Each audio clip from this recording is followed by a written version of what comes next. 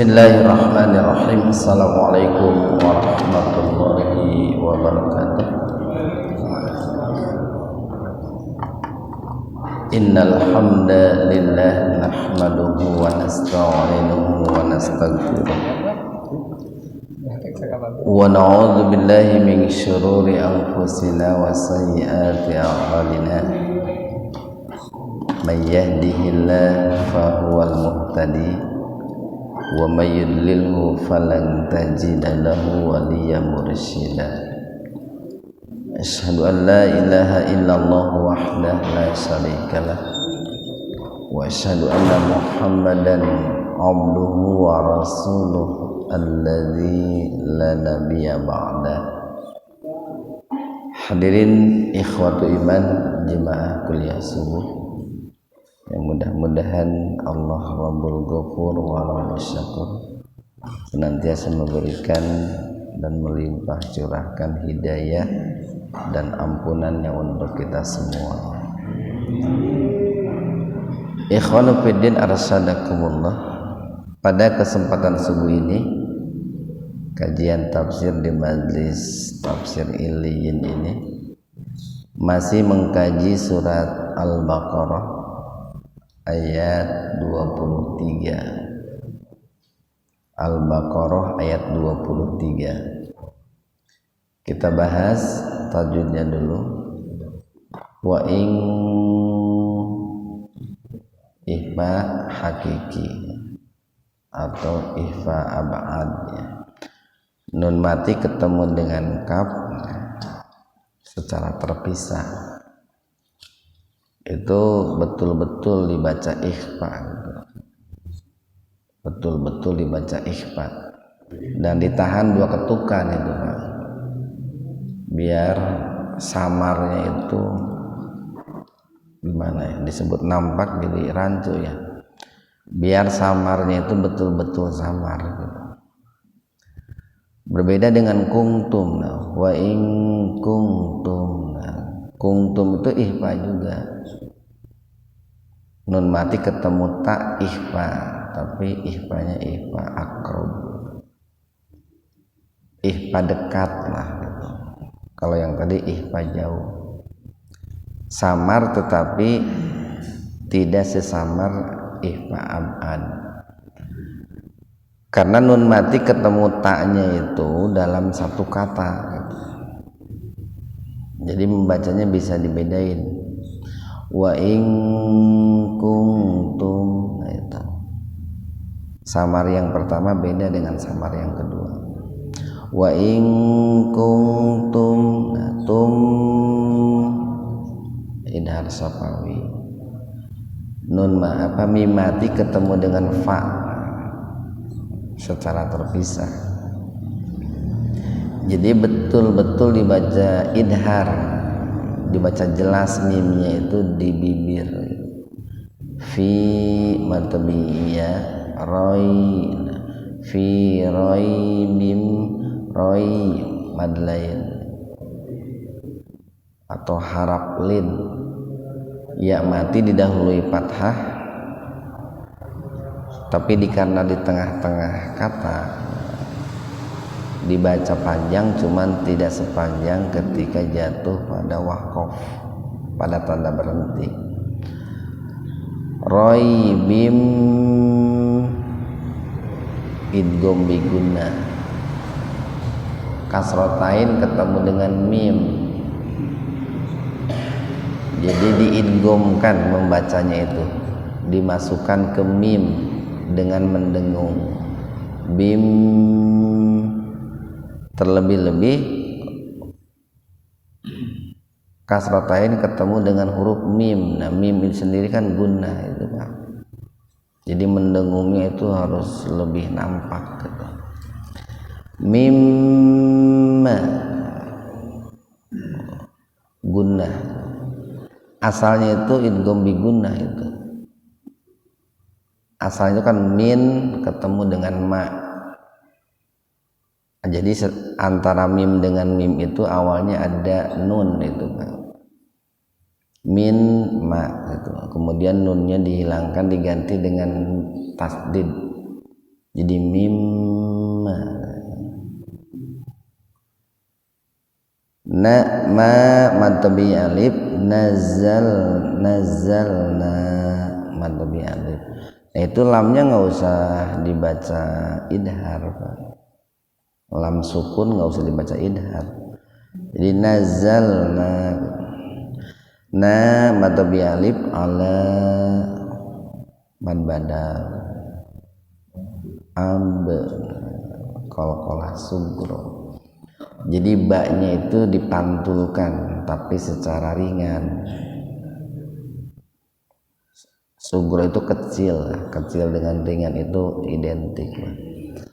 Abdina matabi ali fa tu fa hamzah gelatoh. Jadi huruf hamzahnya dihentakkan, membacanya itu dihentakkan, bukan dibaca panjang, bukan begitu.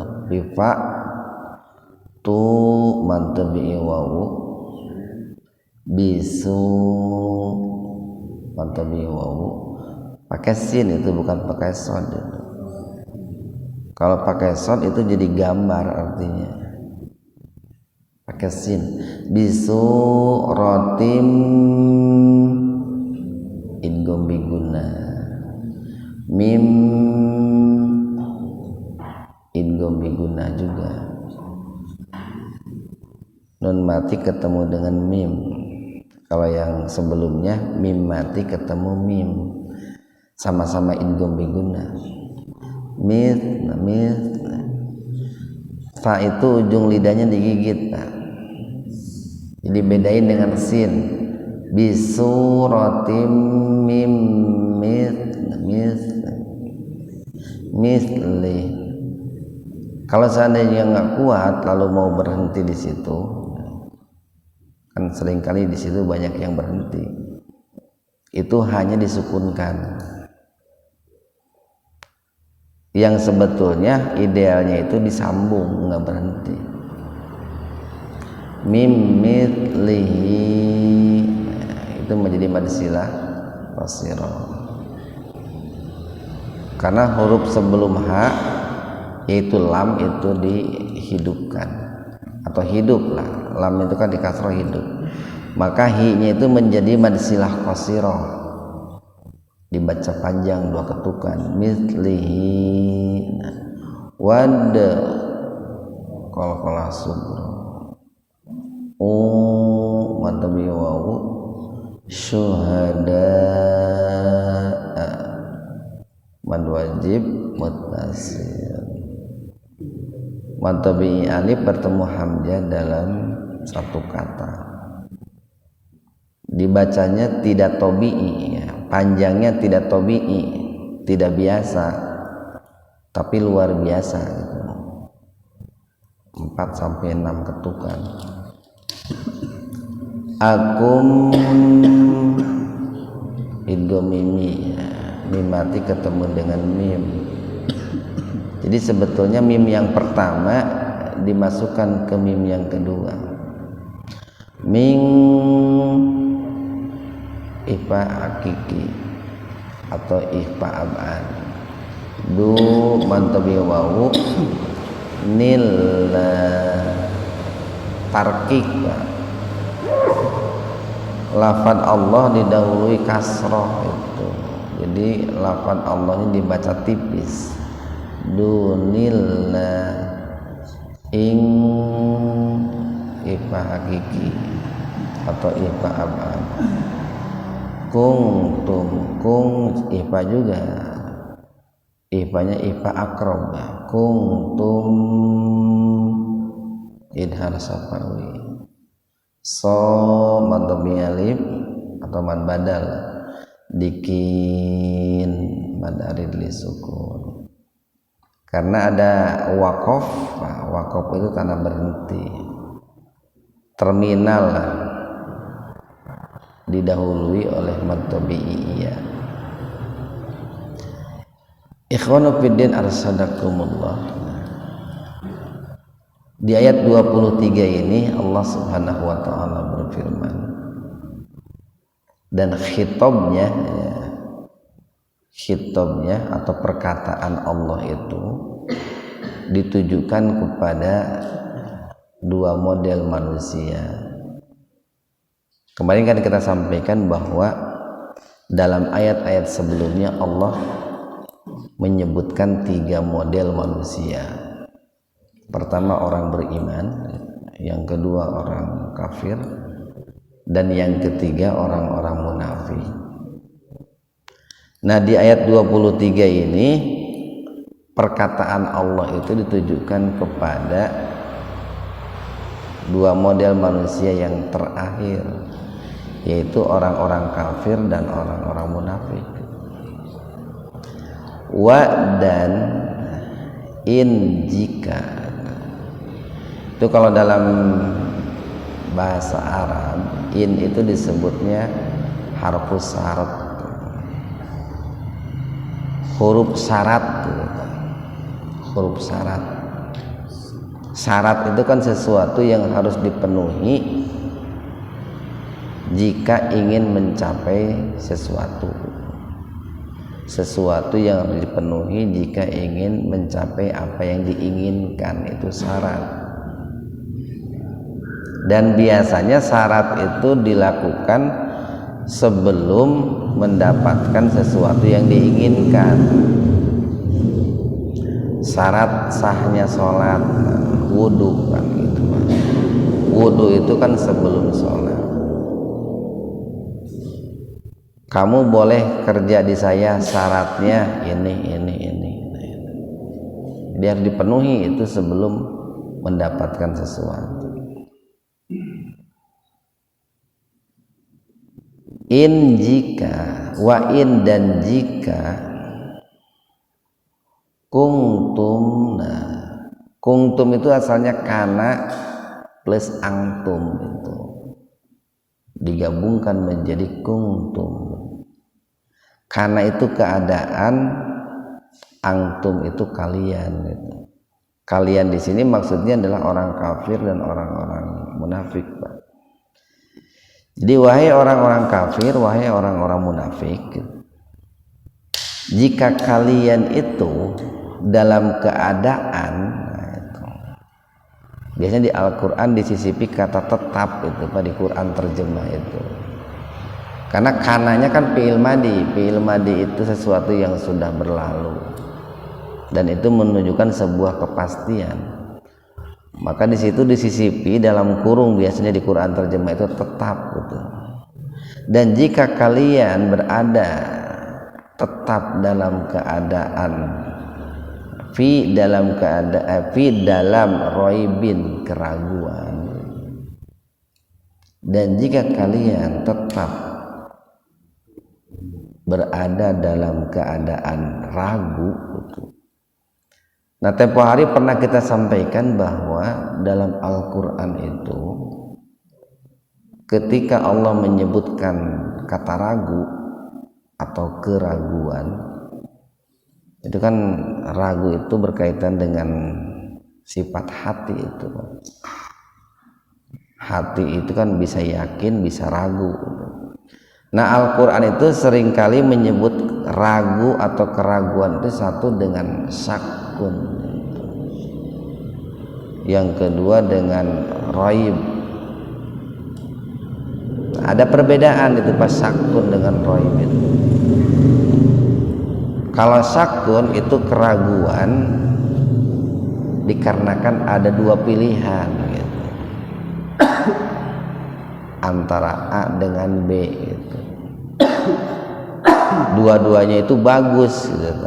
Atau antara A dan B, dua-duanya belum diketahui. Biasanya kan orang itu ragu antara memilih A atau memilih B. Itu syakun itu. Tapi kalau roib itu keraguan yang diiringi dengan penghinaan gitu. Keraguan yang diiringi dengan penentangan, keraguan yang diiringi dengan merendahkan. Karena orang kafir dan munafik itu mereka meragukan kerasulan Muhammad sallallahu alaihi wasallam. dan juga meragukan Al-Quran itu dibarengi dengan penghinaan dan penentangan. Makanya Allah menggunakan kata raib di situ. Jika kalian wahai orang kafir, orang munafik berada dalam keraguan, bahkan menghinakan dan menentang, ragu terhadap apa, menentang terhadap apa, mimma, tentang apa, mak yang kedua itu maklil asya. Maklil asya itu mak yang menunjukkan kepada sesuatu. Sesuatu di sini yang dimaksud adalah Al-Quran. Jadi mimma maksudnya minal Quran gitu. Terhadap Al-Quran. Nazalna itu dua kata itu Pak. Nazala dengan nahnu digabung menjadi nazalna, yang telah kami turunkan ala terhadap abdina, hamba kami. Nah di Al-Quran itu ketika Allah bicara tentang menurunkan Pak, itu terkadang dengan kata nazala, terkadang dengan kata anzala. Ini salah satu ijazul Quran ya, keistimewaan Al-Quran itu. Kalau Allah menyebutkan menurunkan dengan kata nazala, itu yang dimaksud turunnya itu berangsur-angsur Pak, bertahap, munazzaman itu. Al-Quran itu kan turun berangsur-angsur selama kurang lebih 23 tahun, 13 tahun di Mekah dan 10 tahun di Madinah. Terkadang satu surat, terkadang beberapa ayat, dan itu merupakan salah satu bentuk rahman dan rahimnya Allah. Bayangkan saja kalau seandainya sekaligus, kan berat juga itu. Tapi ketika Allah menyebut kata menurunkan dengan anzala itu Pak, itu artinya turun secara jumlatan wahidatan, secara sekaligus. Itu yang ada dalam surat Al-Qadar itu. Inna anzalnahu, anzala di situ Pak, anzalna, inna anzalnahu fi lailatul qadar. Maka menurunkan Al-Quran dalam surat Al-Qadar yang dimaksud adalah turunnya Al-Quran dari itu, dari Lauhul Mahfud ke sama'id dunia, ke langit dunia. Tapi kalau nazala itu dari langit dunia ke bumi, ke Rasulullah sallallahu alaihi wasallam. Ya, mangga. Apakah di sini Allah menggunakan dua kata dalam menurunkan? Yang pertama di anzalna, ya, dan yang satu nazalna. Itu kan aku, saya. Ya. Apakah itu bermakna bahwa Allah tidak melibatkan siapapun? Yang kedua dengan kata nahnu, berarti nahnu kan bersenya cuma dengan kata kami, tapi melibatkan, ada yang melibatkan gitu. Ya, baik. Jadi begini, ketika Allah menyebutkan dirinya dengan nahnu, dengan kami dalam Al-Quran, kan ada kalanya Allah itu menyebutkan dirinya dengan saya gitu. Terkadang menyebutkan dirinya dengan nahnu, kami. Nah di sini Allah menyebutkan dirinya dengan nahnu, kami gitu. Nah kenapa dengan kami?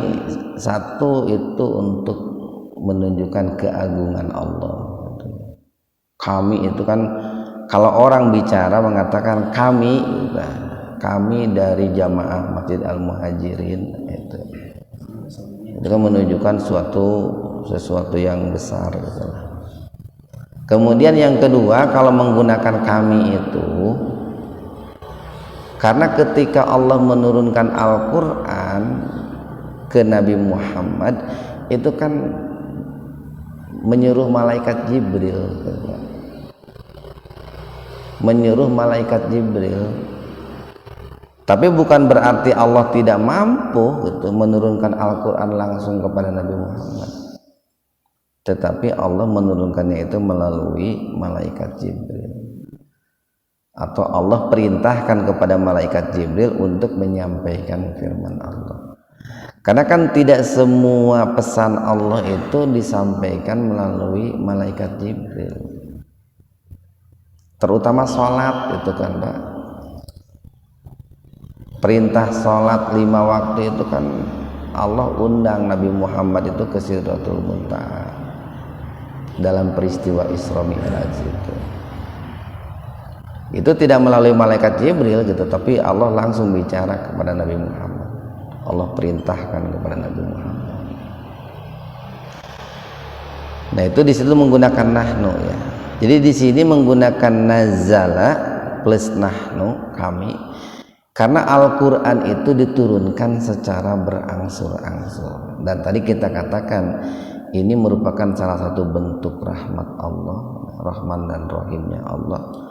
Sekaligus biar tidak ada alasan kenapa manusia itu ragu dengan Al-Quran.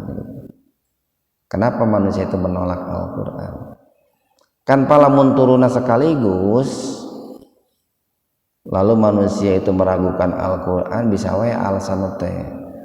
Kenapa kamu ragu dengan Al-Quran? Teu ngarti gitu. Loba teuing sabab turunna sekaligus gitu. Tetapi kalau turunnya berangsur-angsur, 3 ayat, 5 ayat, 1 surat, asa kacida teuing lamun ragu gitu, turun lagi perlahan-lahan. Karena dengan turun perlahan-lahan itu di situ memudahkan orang untuk memahami gitu Pak. Bahkan turun perlahan-lahan itu berkaitan dengan peristiwa-peristiwa. Ada peristiwa, ada pertanyaan, turun sekian ayat, turun 1 surat. Nah itu. Dan di sini pun Allah menyebutkan abdun ya, ala abdina, terhadap hamba kami. Atau kalau dalam ayat lain itu, kalau dalam surah Al-Isra itu abdihi subhanalladzi asra bi abdihi. Jadi kalau kata abdun dinisbatkan, disandarkan kepada Allah, itu sudah pasti yang bersangkutan itu betul-betul hamba Allah. Dan ketika seorang menghambakan dirinya kepada Allah, sekalipun secara lahir dia berada pada posisi yang rendah, menghambakan itu kan merendahkan itu. Tapi orang yang bersangkutan itu berada pada posisi yang paling tinggi di sisi Allah. Jadi semakin orang itu merendahkan diri, memperbudak diri kepada Allah, maka semakin tinggi derajatnya di sisi Allah. Nah, penghubung antara abdun dengan ma'bud gitu Pak. Jadi kalau kita itu di bawah Pak, abdun itu. Nah, kemudian Allah itu di atas, itu ma'bud yang diibadahi. Penghubungnya itu ibadah itu. Penghubungnya itu ibadah. Jadi tugas seorang hamba kepada ma'bud itu adalah ibadah. Semakin bagus kualitas ibadahnya, maka semakin bagus memperbudak dirinya kepada Allah. Dan semakin bagus orang itu memperbudak diri kepada Allah, maka hidupnya akan semakin merdeka Pak. Akan semakin merdeka.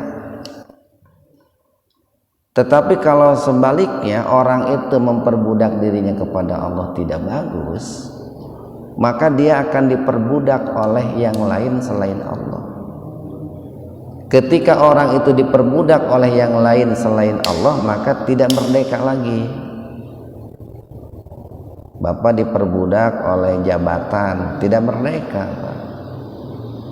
Bapak diperbudak oleh dunia, tidak merdeka. Ada orang diperbudak oleh penguasa, tidak merdeka.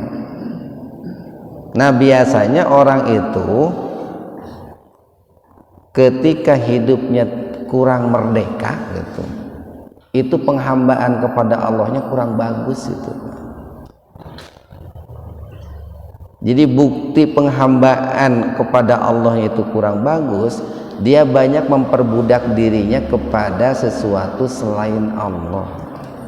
Biasanya loba kasieun jelema nu kieu, banyak rasa takutnya. Nah, tadi kita katakan nih Pak, in itu huruf syarat. Apa jawab syaratnya? Jawab syarat itu faktu, maka datangkanlah bisuratin, dengan satu surat. Nah, di sini Allah menyebut surat itu dengan kata tunggal, bukan suar tapi surah. Kalau suar itu banyak surat, tapi kalau surah itu satu surat. Jadi yang diminta oleh Allah kepada mereka orang munafik, orang kafir, kalau kalian ragu bahkan menentang Al-Quran yang kami turunkan kepada hamba kami Muhammad, maka datangkan satu surat saja,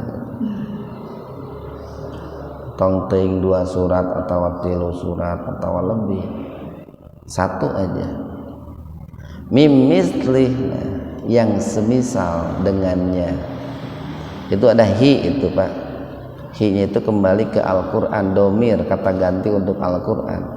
Mimislih maksudnya mimislil Quran, yang semisal dengan Al-Quran. Semisal dalam hal apa? Nah gini Pak, nih saya berikan sedikit betapa jauhnya Pak perbandingan perkataan manusia dengan dengan Al-Quran. Perkataan manusia itu terkadang dilihat dari sisi puisi, prosanya indah, tapi dari sisi sistematisnya tidak bagus. Urutan perkataannya tidak bagus, rancu. Atau yang kedua, bisa jadi perkataan manusia itu sisi puisi prosanya bagus, indah, tapi dari sisi hukum tidak bagus, dari sisi manfaat tidak bagus. Kan banyak lagu-lagu yang enak didengar, tapi kan banyak mencelakakan manusia gitu. Bisa jadi dari sisi bahasa ya, dari sisi puisi prosa indah, dari sisi manfaat juga bagus, tetapi fiktif kita, perkataan-perkataannya itu hanyalah hayalan. Itu kalau perkataan manusia itu Pak, perkataan buatan manusia. Berbeda dengan Al-Quran yang merupakan firman Allah, mau dilihat dari sisi apapun itu luar biasa. Ini kalau kita kaitkan dengan mukjizat Al-Quran atau ijazul Quran, paling tidak nih Pak, keistimewaan Al-Quran itu atau mukjizat Al-Quran satu dari sisi balag, dari sisi bahasa Pak, dari sisi linguistiknya itu luar biasa itu. Al-Quran bukan kitab puisi, tapi di dalamnya mengandung puisi yang luar biasa. Bukan kitab prosa, bukan kitab sastra, tapi mengandung nilai sastra yang luar biasa. Al-Quran itu kalau kita lihat nih, umpamanya dari sisi sains Pak, luar biasa juga. Umpamanya ketika lihat nih, Allah mengatakan dalam Al-Quran itu innallaha sami'um basir. Didengarnya juga enak, Pak. Didengarnya enak. Kemudian dikaitkan dengan ilmu pengetahuan pun cocok. Coba kalau begini, innallaha basirus sami, nggak enak juga itu, Pak. Dan rancu kalau dikaitkan dengan ilmu pengetahuan. Di mana rancunya? Ini kalau dikaitkan dengan ilmu, umpamanya ilmu biologi, ilmu medis atau ilmu anatomi tubuh itu, Pak. Di antara indera manusia yang paling pertama kali berfungsi itu kan asami, itu pendengaran, Pak. Bayi ketika lahir, indera pertama yang paling indera yang paling pertama aktif itu kan pendengaran, bukan penglihatan. Geuning lamun ku indung beurang Pak dulu sok degeuning. Ketika bayi itu lahir, kata indung beurang teh aya kobokan teh gitu. Lalu di kanan kiri nanti si kobokan teh itu untuk mengaktifkan pendengaran itu, Pak. Oh cenah bagus senang nguping gitu. Indung beurang baheula. Baru setelah itu kan dibuka matanya. Oh matanya juga alhamdulillah melihat. Jadi enggak mata dulu baru telinga, tapi telinga dulu baru mata. Iya telinga dulu baru mata. Makanya Al-Quran pun mengatakan sami innallaha sami'um basir. Sami dulu baru basir, bukan basir dulu baru sami. Itu dari sisi linguistik bahasa. Kemudian dari sisi ini, dari sisi sains ilmu, dalam Al-Quran banyak bicara tentang spirit, ilmu pertanian, astronomi, banyak bicara tentang ilmu kedokteran, matematika, itu nyambung Pak, itu nyambung. Bahkan boleh dikatakan tidak ada satupun ilmu pengetahuan di dunia yang tidak bersumber spiritnya dari Al-Quran. Yang ketiga dari sisi tasri, dari sisi hukum, Pak. Coba lihat saja nih. Manusia mengatakan kita harus memberantas narkoba, kita harus memberantas perzinahan. Tapi kenapa ke orang dilarang pakai jilbab gitu? Kan rancu itu, Pak. Hongkong nggak boleh ada perzinahan, tapi jilbab dilarang. Kan rancu. Di satu sisi ingin bebas dari perzinahan, di sisi lain hal-hal yang bisa membentengi perzinahan dilarang, dirancu. Dilarang narkoba, tapi pabrik dibiarkan, kan gitu, rancu. Itu perkataan manusia begitu. Tapi kalau perkataan Allah ketika Allah melarang perzinahan, diikuti, tutup aurat, jaga pandangan, kan gitu, Pak. Jadi antara apa yang diinginkan dengan proses yang harus ditempuh itu sinkron. Al-Quran. Atau dari sisi akhbar, dari sisi berita, Al-Quran itu memberitakan bukan hanya berita masa lalu, bukan hanya berita masa kini, tapi Al-Quran itu membicarakan berita-berita yang akan datang, bahkan berita nanti di akhirat itu.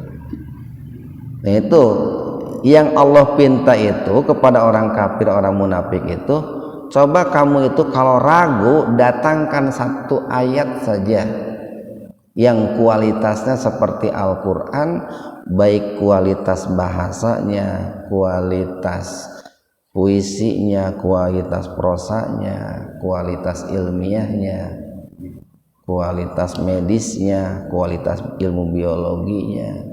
Kan tidak ada yang mampu manusia itu mendatangkan satu surat itu. Padahal pada saat itu orang-orang Arab itu sangat pandai membuat syair itu, Pak.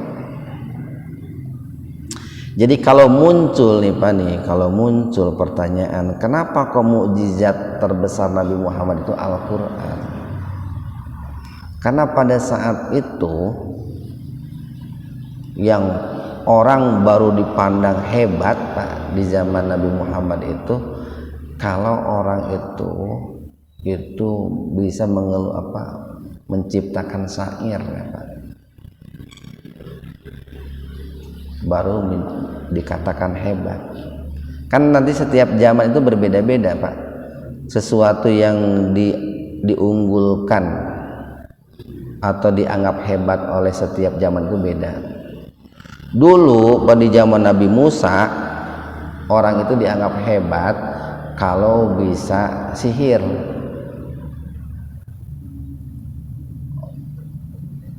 Orang bisa merubah sesuatu jadi ular, itu hebat. Itu zaman Nabi Musa Pak, zaman baheula gitu. Di zaman Nabi Muhammad orang itu kan semakin maju, tidak lagi membanggakan yang seperti itu. Orang itu kalau baru dikatakan hebat kalau keilmuannya hebat, kalau perkataannya hebat, mampu mempengaruhi banyak orang, itu hebat. Maka untuk menandingi apa yang dianggap hebat oleh manusia, Allah turunkan Al-Qur'an. Nah, sekarang balik deui ka baheula, Pak. Kuno deui jelema teh sebenarnya. Di mana balik deui ka baheula? Orang hari ini baru dikatakan hebat kalau orang itu boga ilmu sihir gitu. Sok gara ayeuna lamun banyak orang yang mengaku Islam tapi kagum ka ustad anu bageun ilmu sihir gitu. Jadi sebenarnya balik deui ka baheula itu urang teh jadi kumaha deui, mundur lagi ke belakang Pak. Mestinya yang dibanggakan oleh orang hari itu ilmu, bukan sihir gitu. Lamun orang membanggakan hari ini sihir, berarti orang itu orang terbelakang pisan gitu. Silakan jalan perbandingkan Pak antara orang perkotaan dengan orang pedesaan pesisir gitu Pak. Beda. Orang pesisir, orang pedesaan itu biasanya nilai apa? Nuansa mistiknya masih kental gitu. Orang perkampungan itu mistiknya masih kental. Tapi kalau orang perkotaan rasionalnya yang jalan Pak. Nah, cuman sekarang ada gejala orang itu balik lagi kepada hal-hal yang mistik Pak. Makanya banyak hal-hal yang berbau mistik sekarang itu dihidupkan lagi karena disukai oleh banyak orang. Tapi hal-hal yang berbau keilmuan itu kurang disukai banyak orang. Jadi Allah minta datangkan satu surat saja. Wad'u dan ud'u, serulah, panggillah syuhada'akum.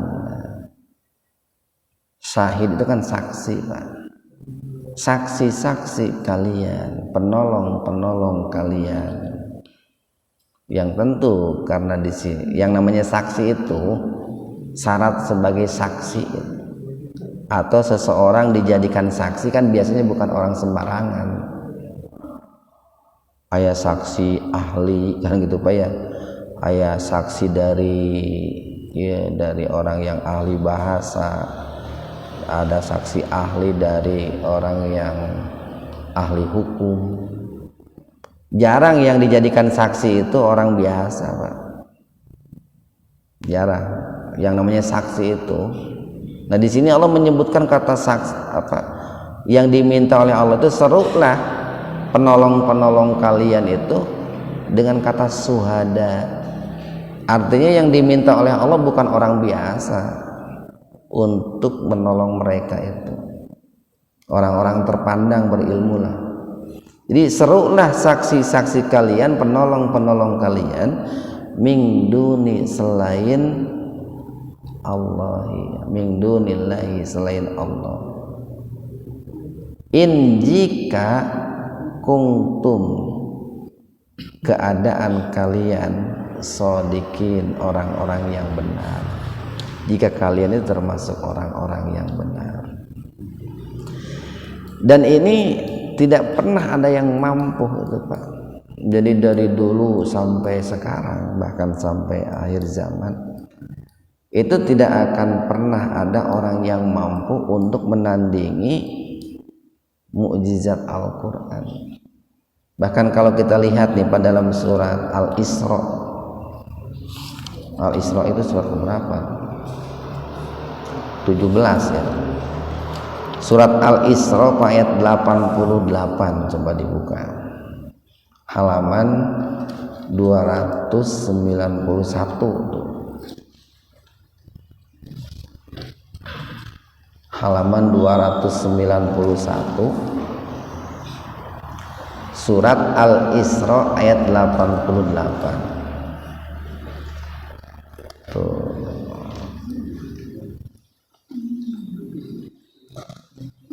Di atas tuh Pak, pojok kiri atas. Qul la inistama'atil insu wal jinnu, katakan olehmu wahai Muhammad, la in sungguh jika ijtama'at berkumpul al insu bangsa manusia wal jinnu dan bangsa jin ala untuk ayatu mendatangkan bimisli hadal Quran yang semisal dengan Al-Quran, layatuna bimislihi, mereka tidak akan mampu untuk mendatangkan yang semisal dengan Al-Quran, walau kana ba'duhum li ba'din dohiro, walaupun sebagian mereka dengan sebagian yang lain itu bersatu dan saling bahu membahu. Itu sampai begitu Allah mengatakan, jangankan bangsa manusia semata, mau digabung dengan bangsa jin saja, dikumpulkan yang ahli-ahli untuk mendatangkan satu surat yang semisal dengan Al-Quran. Ini baru dikatakan semisal Pak, belum sama ini. Jadi Allah mengatakan yang sama, bukan yang sama dengan Al-Quran, yang semisal saja, yang mirip lah dengan Al-Quran gitu, tidak akan mampu, apalagi yang sama, apalagi yang sama.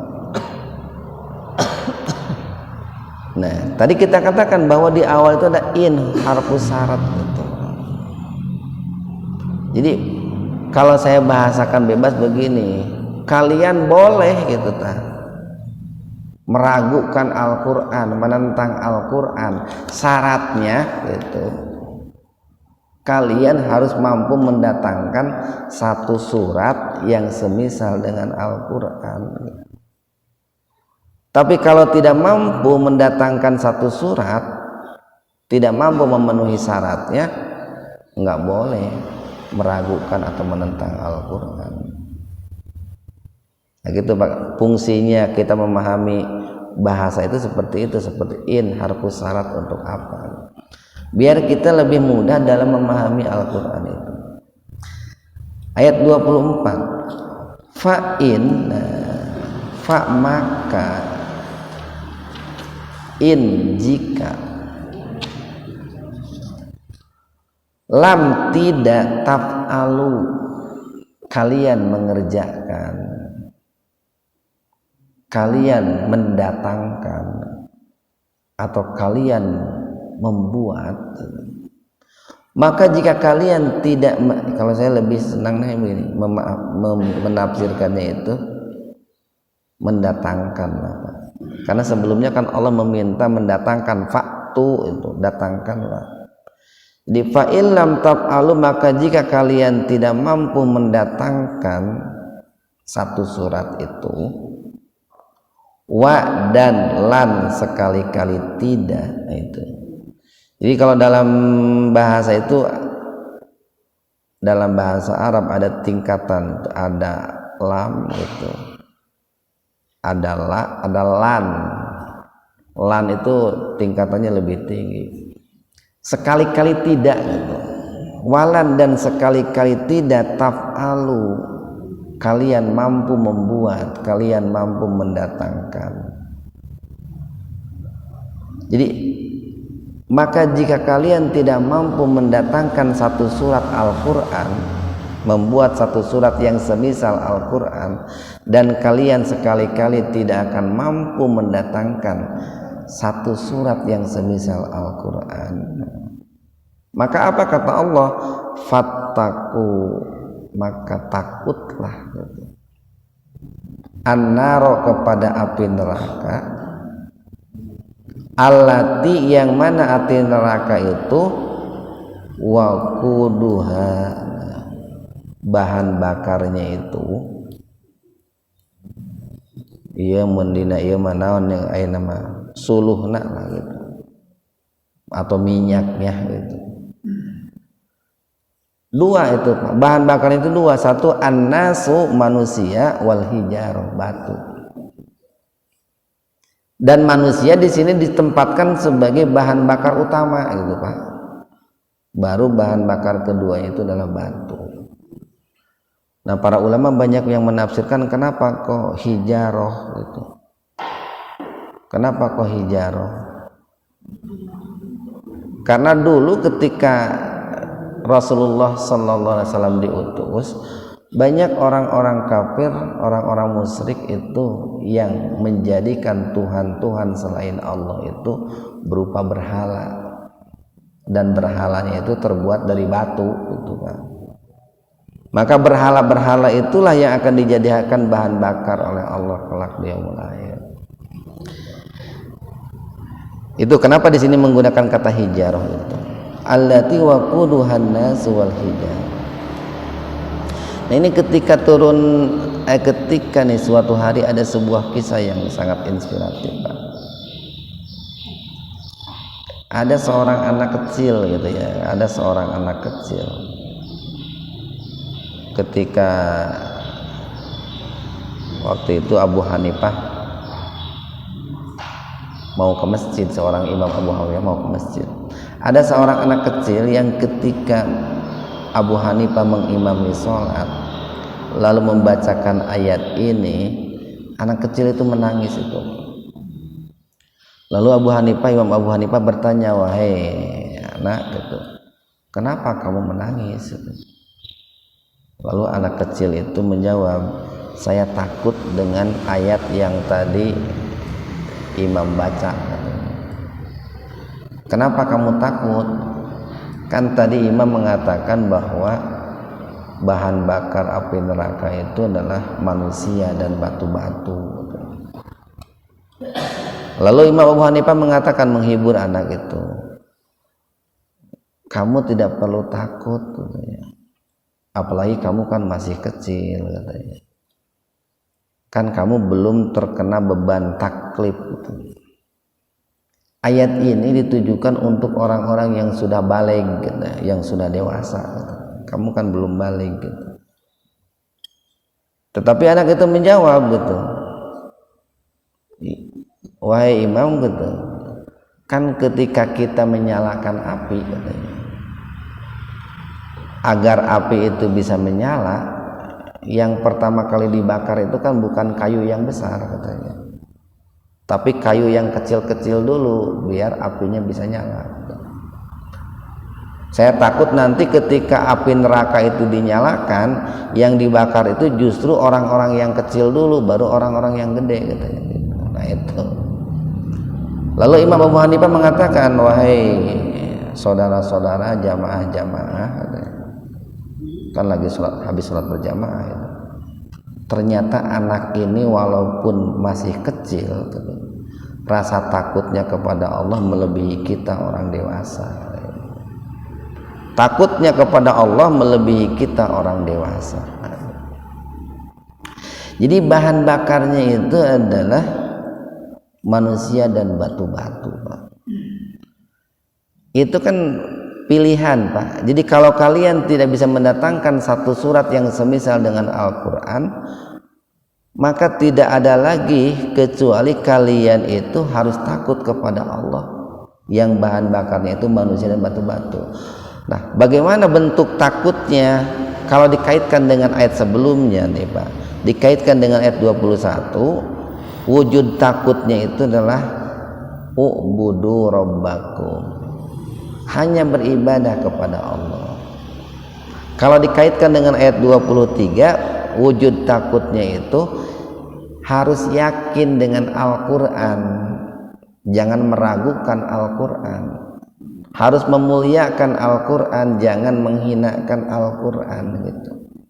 Jangan merendahkan Al-Quran. Itu wujud takutnya seperti itu, Pak. Kalau dikaitkan dengan ayat sebelumnya, uiddat, yang mana api neraka itu disediakan lil kafirin, untuk orang-orang yang kafir. Siapa mereka orang-orang yang kafir itu? Mereka adalah orang-orang yang menutup pendengarannya, penglihatannya, dan mata hatinya dari kebenaran Al-Quran, Pak. Mereka mengcover kebenaran Al-Quran itu untuk masuk melalui pintu-pintu hidayah, baik pintu pendengaran, penglihatan, ataupun pintu hati. Mudah-mudahan ada hikmah dan manfaat untuk kita semua. Wabillahi taufiq wal hidayah. Assalamualaikum warahmatullahi wabarakatuh.